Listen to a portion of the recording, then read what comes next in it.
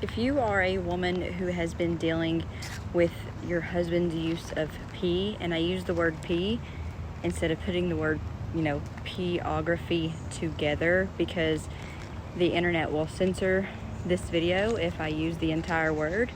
But if you are, dealing with your husband's use of pornography, then it's likely that, you have been struggling with body image issues.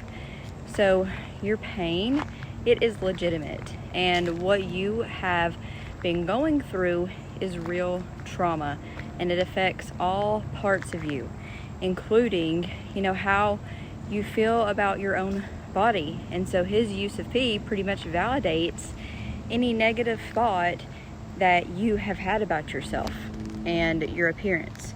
So even though those thoughts, they're not true, and his use of pee is not your fault.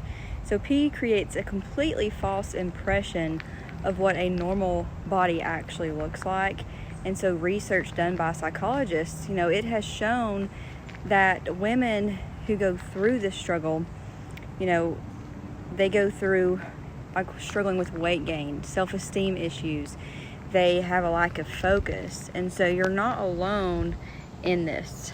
And, maybe this has caused you to question if you are good enough, or to question if, you're what he really wants. And maybe now you have a feeling of being used in your sexual relationship, and you see other attractive women and wonder, is this what he really wants? And what does he really want, since he's going outside of me in our marriage?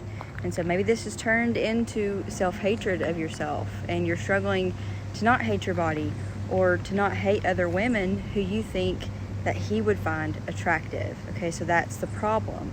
And the solution for this is taking care of yourself. So doing things like walking, eating well, renewing your mind constantly. Okay, this is a constant mind battle, so it's going to take constant renewing of your mind whenever you're always having these thoughts pop up against you, and most of them are going to be negative thoughts. You're always going to have to be renewing your mind over and over again. And you can renew your mind in many ways. Just reading the Bible renews your mind. Prayer renews your mind. Okay, and so taking responsibility for our thoughts and what we allow to germinate in our minds. So being mindful of comparison on social media. It is so easy to start comparing ourselves to other women, especially when we're in this vulnerable state. If you're going through this, you are in a vulnerable state right now, because everywhere you look, it might seem like there's someone who you feel like is more attractive than you, or that your husband might be attracted to. And so don't allow yourself to start comparing yourself to other women on social media, and not scrolling. So you've got to limit the use of your phone. And I know that can be very hard, but if you're scrolling around on social media, you're going to find people to compare yourself to. It's just, natural. Whenever we feel great in our marriage, it's natural, but especially when we're going through something so difficult like this. Okay, so giving yourself grace and time. Give yourself space to process your pain, and, get out into nature so that you can take a deep breath and renew your mind. So when we get out into nature, and especially if it's a secluded area, you're not going to compare yourself to things.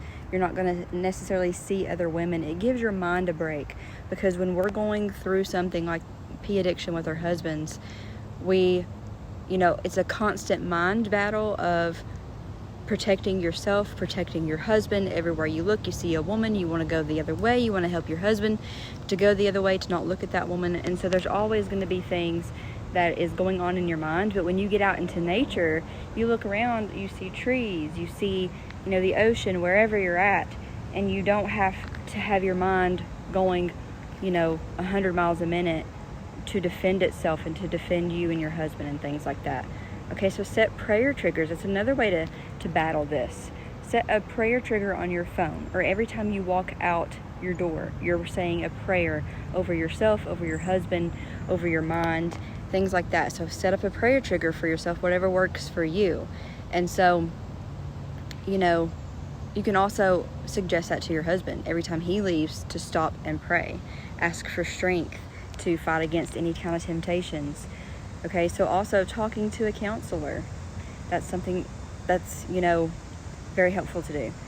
Journal out your feelings. So when you're journaling, you're getting those out. They're not going to be stuck inside. And then you can join a support group. So being just in a group, even if you don't ever even speak in the group, just being with other people who understand and who have been there or who might be going through something very similar to you can really help you see, wow, it's not just me. And, you know, it can really help you to just build that community of people, even if you never even speak. Just hearing others talk about it, and then it can provide you with hope when other people do get through it. I do offer a phone group once a week, so if you're interested in that, just send me a message and I can, you know, tell you how to join that. So eliminating things that put negative thoughts into your mind. So that includes what you watch. If you're watching a bunch of negative TV shows, you know, whatever that you watch, if it's not positive, if it's not uplifting and encouraging, then you need to limit those things during this time. You need all the positive things going into your mind possible to make it through this. So setting boundaries with your husband. If you know a certain thing or place triggers you, you know, especially during this vulnerable time, then ask him to avoid it, okay? At least for a short period of time. Whatever you need, talk to your husband as you are working towards healing. Okay, so feel free to reach out to me. Follow me for more videos like this. I'm going to be posting this at least once a week, and just know that I am praying for you.